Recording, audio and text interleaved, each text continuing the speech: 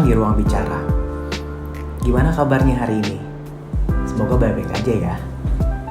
Seperti biasa, setiap minggu ruang bicara selalu menghadirkan cerita baru yang dikirimkan oleh teman bicara yang masuk ke email kita. Seperti minggu ini, kita sudah dikirimkan email dari seorang teman bicara yang berada di Jakarta. Ceritanya seperti ini. Halo, kenalin, nama gue Iswarandu. Gue dari Jakarta. Sekarang gue berprofesi sebagai salah satu leader officer di perusahaan F&B di bilangan Jakarta Selatan. Jadi sebelumnya gue sempat bekerja di perusahaan logistik dan ekspedisi. Terus gue memutuskan untuk resign dari pekerjaan kantor lama gue per bulan Maret. Di April, gue baru pertama kali masuk kantor. Dan gue inget banget kondisinya langsung work from home selama kurang lebih 4 bulan. Gue ngerasa guna-gulana karena saat itu gue masih probation. Dan ketika April gue baru masuk, ketika itulah PSBB mulai diterapkan. Salah satu sektor yang terkena dampak adalah perusahaan F&B. Awalnya gue ngerasa apa gue salah langkah ya mutusin resign dari kantor yang lama. Apalagi keluarga gue juga meragukan. Bayangin aja, gue baru masuk kantor, gaji gue udah dipangkas 50%. Gue gak dapat THR, dan gue masih work from home. Tapi yang gue bersyukur adalah gue tidak dirumahkan atau tidak dipecat. Sangat mungkin banget untuk gue dipecat, karena saat itu gue masih anak baru di perusahaan tersebut. Dan alhamdulillah Tuhan masih merespon doa gue. Gue gak dipecat dari kantor, dan sampai detik ini gue masih bekerja di sana. Jadi pada intinya gue banyak bersyukur. Kenapa banyak bersyukur? Karena 2020 kita belajar lebih mengerti gimana sih rasanya pahit manis kehidupan, gimana sih rasanya kita luka dan cara menyembuhkan luka, gimana rasanya sabar, gimana rasanya kalian belajar untuk lebih bijak menghadapi sesuatu. Itu gue belajar banget di 2020.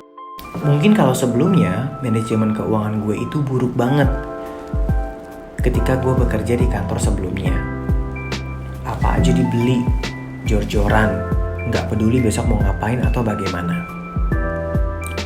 Sekarang gue lebih paham bahwa perbuatan atau tindakan impulsif yang ada di diri kita sebenarnya kondisi yang gak patut untuk kita lakuin. Dan ternyata banyak loh orang di luar sana yang nasibnya lebih buruk dari gue. Mereka harus dirumahkan, harus nganggur, gak punya penghasilan. Mereka banyak yang stres. Tapi ada juga seperti temen gue yang misalkan mereka kerja normal, full time. Karena mereka kerja di sektor perbankan. Mereka gak kena sih impact dari pandemi ini. Keuangan lancar-lancar aja. THR dapet, gaji full terus, bonus juga cair. Tapi satu hal yang mereka gak dapat adalah waktu.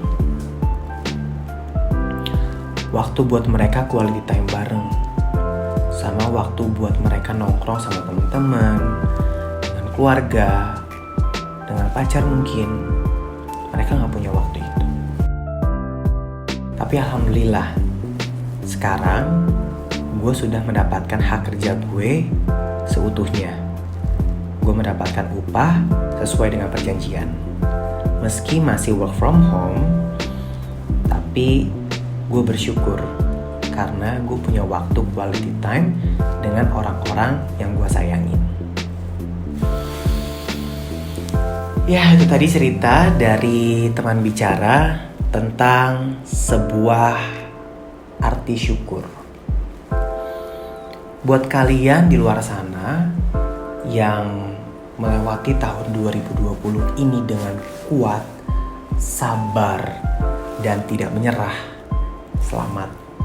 Kalian luar biasa. Kenapa? Karena bertahan itu adalah pilihan kita satu-satunya sekarang. Kita tidak bisa menyalahkan keadaan. Kita tidak bisa menyalahkan masa lalu. Tapi kita bisa belajar dari kesalahan-kesalahan kita sebelumnya. Bersyukur adalah kuncinya. Kita bisa selalu mencari hikmah di balik masalah. Selalu ambil sisi positif dari setiap kejadian yang ada. Hikmahnya, kita bisa tahu apa sih kesalahan-kesalahan kita di masa lalu. Misal, kita boros keuangan, kita suka melakukan kegiatan yang tidak perlu, kita menghabiskan waktu untuk kegiatan-kegiatan yang tidak penting. Sisi positifnya adalah kita bisa punya waktu untuk evaluasi diri. Kita bisa punya waktu untuk berkumpul dengan keluarga kita, dengan orang-orang tersayang. Ketika kalian bisa melewati permasalahan itu dengan ikhlas dan bersyukur, seberat apapun masalah kalian, semua akan terasa ringan. Oke, sekian untuk episode kali ini. Bagi teman bicara yang ingin mengirimkan ceritanya, kita tunggu di email joinbicara@gmail.com dengan subjek ruang bicara. Nanti cerita kamu akan kita bacakan. Terima kasih dan sampai jumpa di episode selanjutnya.